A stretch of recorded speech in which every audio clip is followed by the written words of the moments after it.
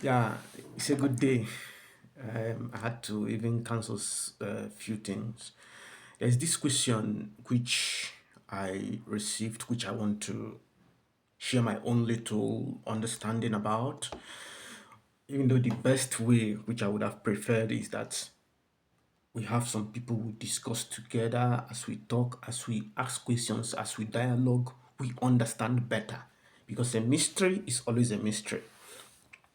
But now, the question goes like this: why are humans not equally created? We have blind people, we have rich people. Some are doctors, others are mentally disabled. Some even die before they are born or shortly afterwards, not to talk of those born with terminal illnesses like cancer. Some are extremely wretched and the likes, and so on. Like, why the difference in humanity? Is it that God's plan for us in the in the journey of salvation are all different, such that some will enjoy, others will have to suffer? Can't God make all of us the same in this journey? Why?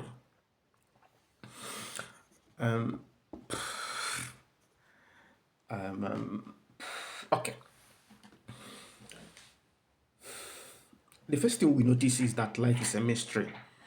None of us decided where to be conceived. And at the time of conception, we all have the same dignity. While we are in our mother's womb, but then every other thing we receive, every other thing we have, we received it. This is from the point we can begin to unravel this mystery.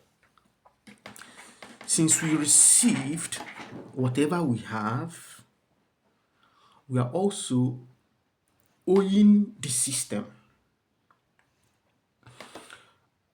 The fact that I'm born in a family where I have parents who are sane, who help me to think well, who help me to see the light, who helped me to understand, who educated me well, who also gave me better opportunities to unravel who I am. Because whether you like it or not, there are limitations. Away from this lie that I made it is not true. I did something because I was given the opportunity. For example, you may see someone who is working extremely hard and harder and harder, but he cannot make it like another person who works, who puts in the same effort in a different environment. So our environment also limits what we can do.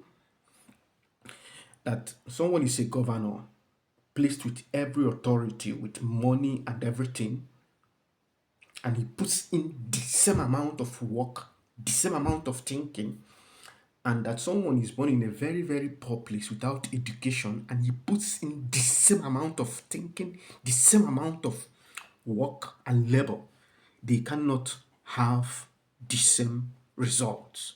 So it is a lie for this person who received this opportunity to pretend that he achieved whatever he achieved by himself. It is a lie.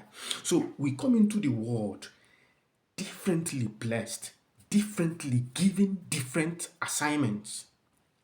So now, and that's why we will understand why, for example, the parable of Matthew 25, where not just that these people have the same dignity with us, but then that they are the presence of God Himself. Because Jesus was saying, I am that poor person. I am that needy person.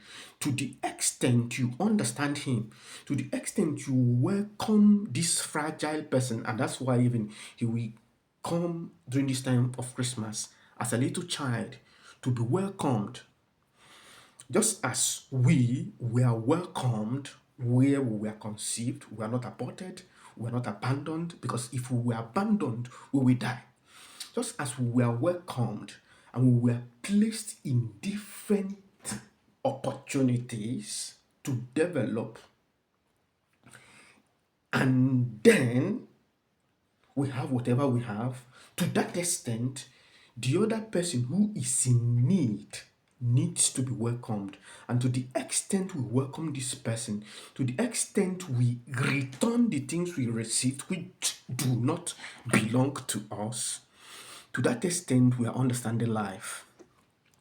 And then the scriptures helps. I've already talked about this, Matthew 25, where we discover that that needy is Christ. Then just even that Matthew explains very well, because at the end of 25 we see the parable of the man who to whom the master handed over, gave this opportunity. Like, for example, a governor.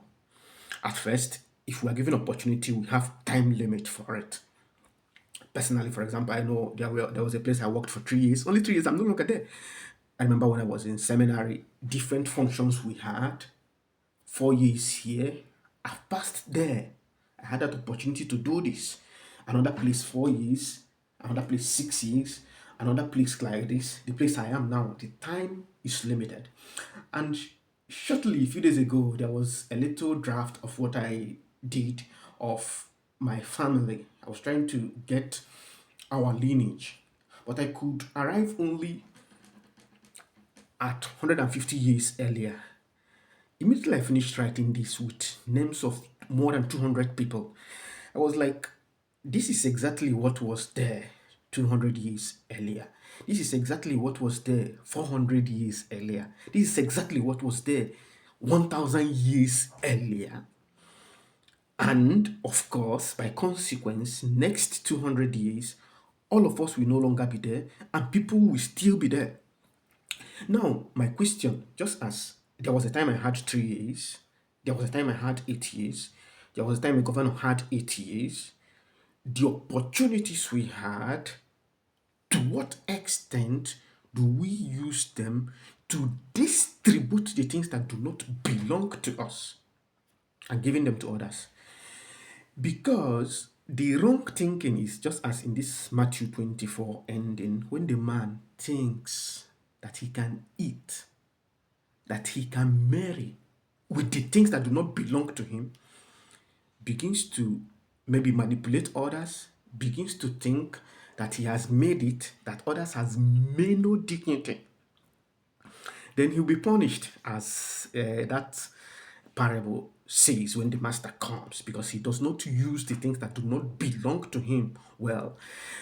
Or if he thinks, I Luke chapter 12 very well, when Jesus was using this parable to respond to a man who said, tell my brother to divide the things that belong to me. Jesus said, man, who made me an arbitrator between you and your brother? Talking about avarice, he pointed to that attachment we have to material things, thinking that we make it. But interesting, what comes to my mind is that the text was saying, the land of a rich man brought abundant fruit. This is the concept. And he started thinking, I will do this, I will do this, I will do this. Then the text said, God called him fool. Today I will demand from you, because those things, as I was saying, I'm the governor. I received the opportunity I had, for example, from the people to serve them. I will not say, now I will sleep, now I will enjoy. No. So if someone is now, with all these things now, direct to the question, if someone received something, it is for the other. Those other people, they are there to help us to be humble. They are there to help us to recognize God. They are there to help us to appreciate what we have. I remember last month there was a time I had a cut and it was stitched.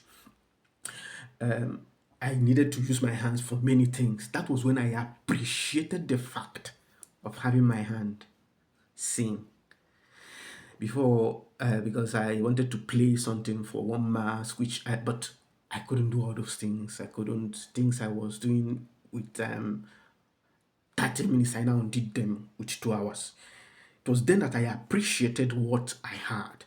And then, of course, as I said when I was talking about the limitedness of our time, just as that 8 years tenure of the governor will pass, the same way, everything we have, the fact that I can talk, the fact that I can see, the fact that I have health, everything that we think belongs to us, but of course that do not belong to us, will be taken away from us. So let us do that which we can do and help others to get their share of what belongs to them that do not belong to us, which we are withholding. And then when we do this, there will be harmony in life, recognizing, of course, that all of us are equal in dignity. You are not inferior to me. I am not superior to you. No matter how stupid that person thinks, maybe because he has a particular function, even his function is to serve me. He may talk, I may respect him because he is stupid and he cannot accept the truth. But in my heart, I laugh at him because he's stupid and really, really stupid by thinking that he has more dignity more than I am. In the same way, I'm extremely stupid if I regard that person who is not as blessed as I am as having lower dignity. So, recognizing that we have the same dignity, then let's all accept the things we have, use them correctly in serving others. And it will help us to really begin to unravel this mystery that we appreciate the gratuitousness of what we receive and then give it out to others gratuitously. Like this, also, they themselves will appreciate the fact that they receive freely without merit. Peace be with you.